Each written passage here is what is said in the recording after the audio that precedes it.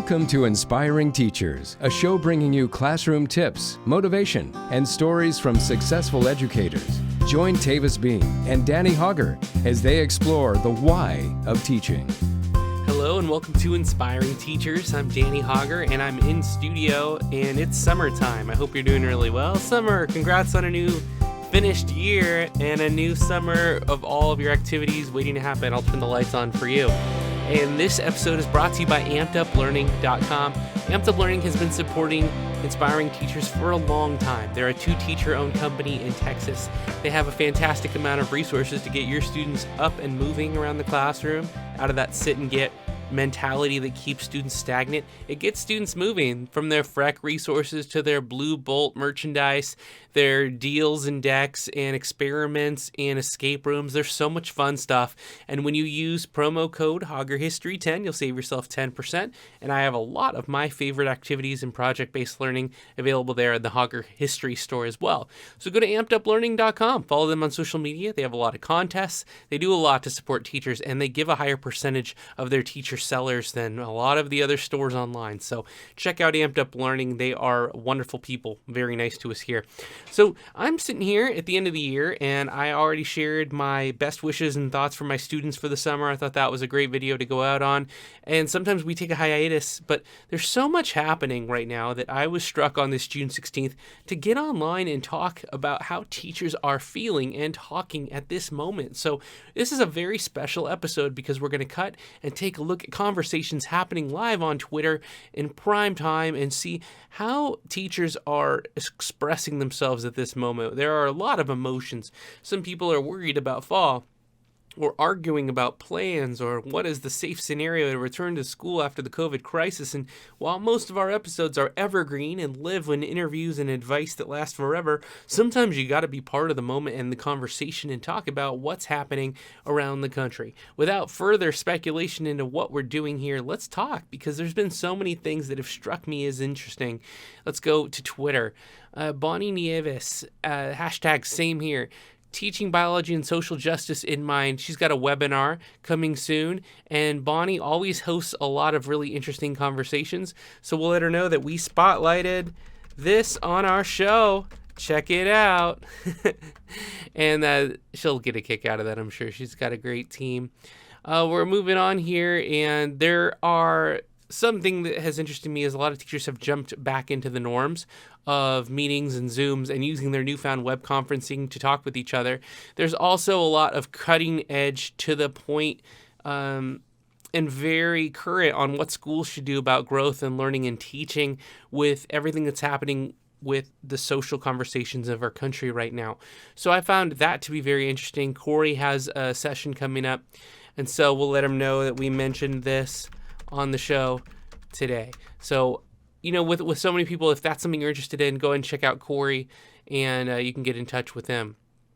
I'm also noticing that a lot of magazines, press, YouTube channels, this one, Inside Higher Ed, is creating a $100 million scholarship fund to address diversity issues and assist first-generation students and students impacted by the pandemic. So Texas A&M taking one of the positions of progressive leadership and creating funds for students to access in the future. So we mentioned this on our show as well. See, this is the great thing I think about Twitter, is that in just 3 comments, you're getting the sense that there are new subjects to talk about. There are movements from higher ed universities that are pushing to create scholarship funds, and that people are maybe hungry for it, or hungry for the conversation, at least to start. Let's scroll down past Bonnie again, who mentions her resources again. You've got people celebrating graduation. And let's take a moment for that. I know when I've been walking around the neighborhood with the family, we've seen people celebrating graduations, and with Father's Day around the corner, dads and grads always take our minds in June. And it's been really kind of interesting to see how drive-by graduations, drive-through graduations have changed the course of what 2020 graduation looked like. For so many students this year, they didn't get a prom, they didn't get a send-off, they didn't even get to say goodbye to all their friends in person. A lot of them had Zoom graduations or a procedural of cars, and it's just interesting to see that this year is different, and this year is changing things. So this year is certainly having an effect different than any other. If you have any comments on what that means for you, for your family, for your school, post that in the comment section and carry on the conversation. It's quite amazing. So the pride of having a graduate sure is something that hasn't changed, but the way we've gone about celebrating really has. So let's see what else is going on today in the land of inspiring teachers.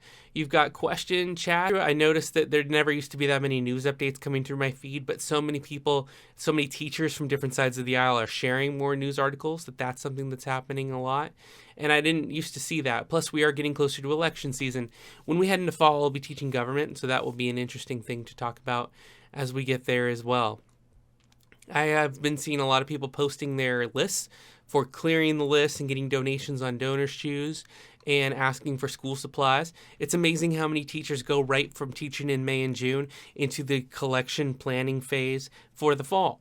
Every evening I've been in my studio and then in my room planning materials for economics and government classes, coming up with new assignments, rephasing a lot of them, putting them up on ampeduplearning.com for other teachers to find, hearing back from them and making improvements. So that's something that I've noticed too, is that some of us don't take time off.